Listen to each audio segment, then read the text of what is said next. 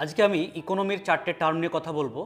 এক হচ্ছে bank rate, দুই হচ্ছে রেপো রেট, তিন হচ্ছে রিভার্স রেপো রেট এবং চার নম্বর হচ্ছে কি এমএসএফ অর্থাৎ marginal standing facility. Actually bank rate কি?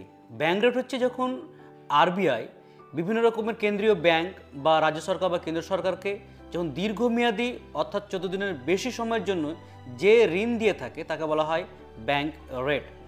দুই হচ্ছে রেপো রেট। রেপো রেট হচ্ছে কি যখন আরবিআই বাণিজ্যিক ব্যাংকগুলিকে যখন 1 থেকে 14 দিনের মধ্যে যে রেটে বা যে হারে টাকা ধার দিয়ে বা ঋণ দিয়ে থাকে তাকে বলা হয় রেপো রেট। তিন নম্বর হচ্ছে কি reverse repo rate. Reverse repo rate হচ্ছে কি যখন বাণিজ্যিক ব্যাংকগুলি যখন আরবিআইকে স্বল্প দিনের জন্য যে হারে টাকা ধার দেয় তাকে বলা হয় রিভার্স রেপো রেট।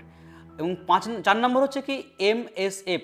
এমএসএফ হচ্ছে যখন আরবিআই 24 ঘন্টার জন্য বা এক দিনের জন্য যখন যে রেটে বা যে হারে বাণিজ্যিক ব্যাংকগুলিকে টাকা ধার দেয় তাকে বলা হয় এমএসএফ।